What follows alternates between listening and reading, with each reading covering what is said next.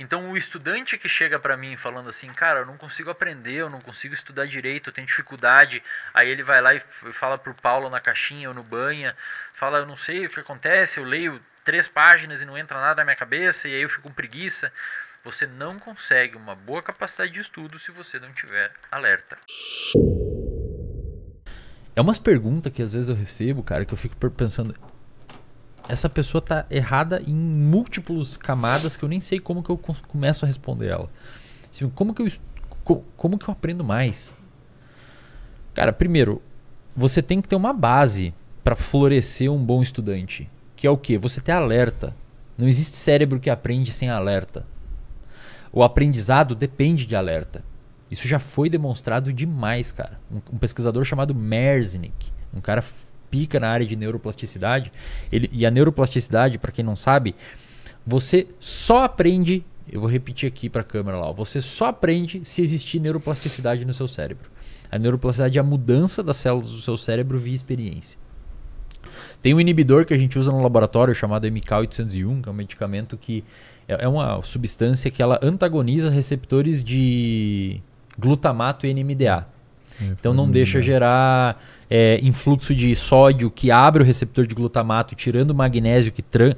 Primeiro, tô aqui, tá? Não, mas é pra galera ouvir ali. Normal. É bom que usam esses termos. Se quiserem conversar entre vocês, beleza, mas eu quero entender, né? Essa é a parte que eu agrado os acadêmicos, cara. Deixa eu agradar os acadêmicos. Deixa eu participar da conversa. Os professores não me encherem o saco. Quando você tem uma sinapse glutamatérgica, uma sinapse de um neurotransmissor chamado glutamato, o glutamato, ele é um neurotransmissor excitatório principal do cérebro que é liberado na fenda sináptica. Tá. Esse neurotransmissor é liberado na fenda sináptica. Ele se liga num receptor chamado AMPA, inicialmente.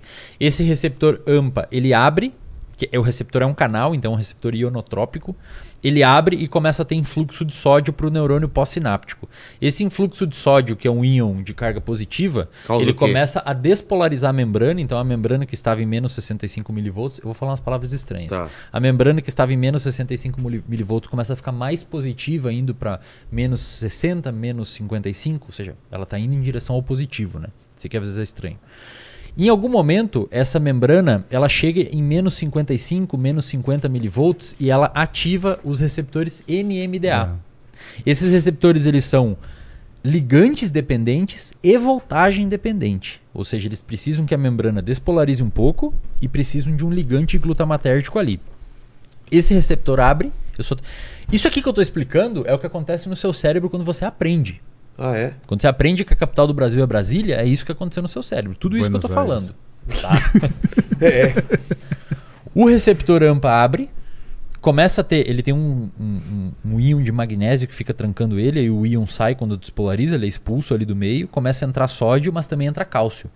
O cálcio que entrou no neurônio pós-sináptico, que é uma célula, vai ativar uma série de quinases internas lá, tipo a CAN-quinase 2 e a PKC e outras enzimas e outras proteínas quinases que são mensageiros químicos que vão até o DNA do seu neurônio, sinalizam os elementos reguladores de transcrição que vão fazer o seu DNA produzir novos canais AMPA, o primeiro, que vão se acoplar na membrana, tornando a sinapse mais sensível.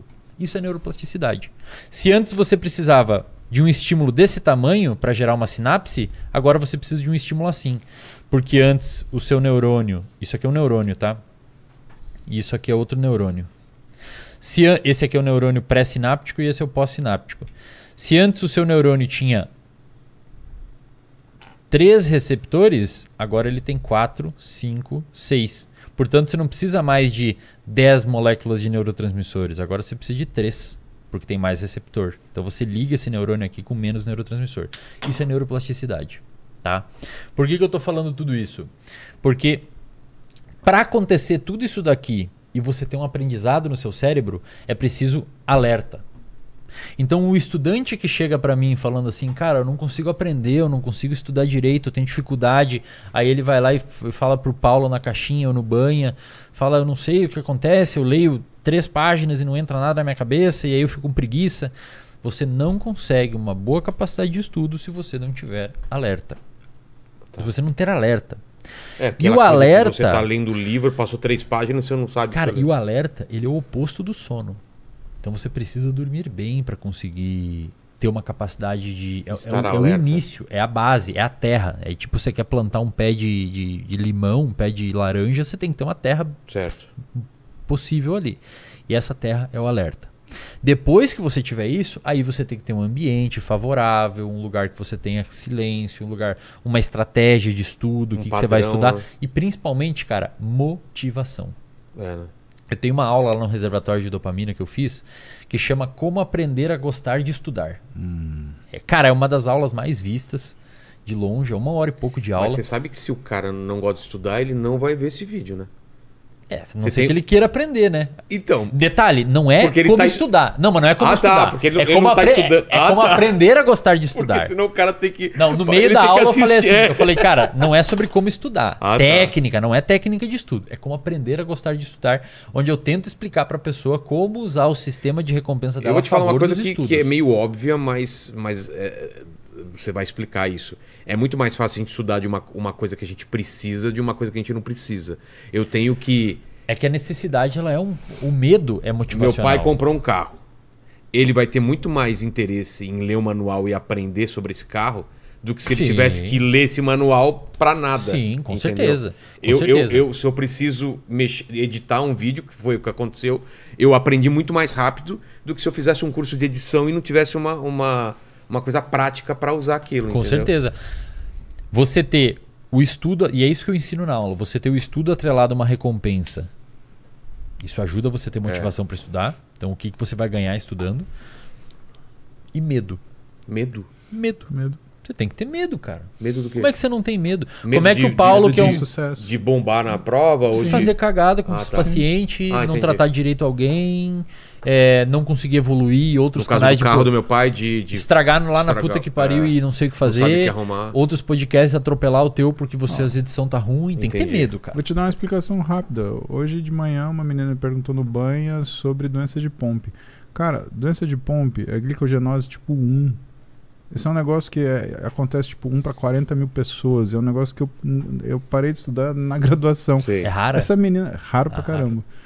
1 para 40 mil pessoas, indivíduos vivos. E a maioria, assim, não sobrevive muito tempo. Cara, essa menina me fez lembrar disso. Por quê? Porque eu tive um paciente que eu vi na graduação e que, cara, eu olhei e falei assim, o que essa pessoa tem? É doença de Pompe. Um paciente eu vi. Eu lembrei 15 anos depois. Cara, exato. Impressionante. E por quê? Medo. Eu não sabia tratar, não sabia avaliar, não sabia...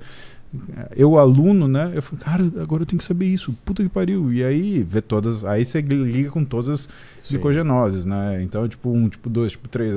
e aí vai a mesma coisa. Então, medo sim. Até porque o cortisol, que é um dos hormônios do medo, ele é neurotrófico. Exato. Não é à toa que o cortisol é neurotrófico. Por quê? Numa situação de medo, o que você tem que fazer? Reagir. E lembrar, né?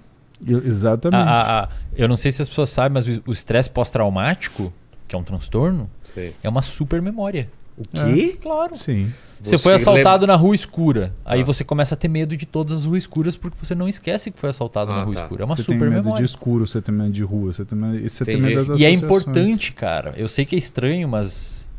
É importante evolutivamente você lembrar de onde que aconteceu uma cagada com você. Claro. Você não fazer de novo. Né? Só que o problema é que às vezes isso generaliza no seu cérebro para outras coisas. Então você tem medo de descer aqui no escuro. Não foi aqui que você foi assaltado. Foi escuro que você foi assaltado.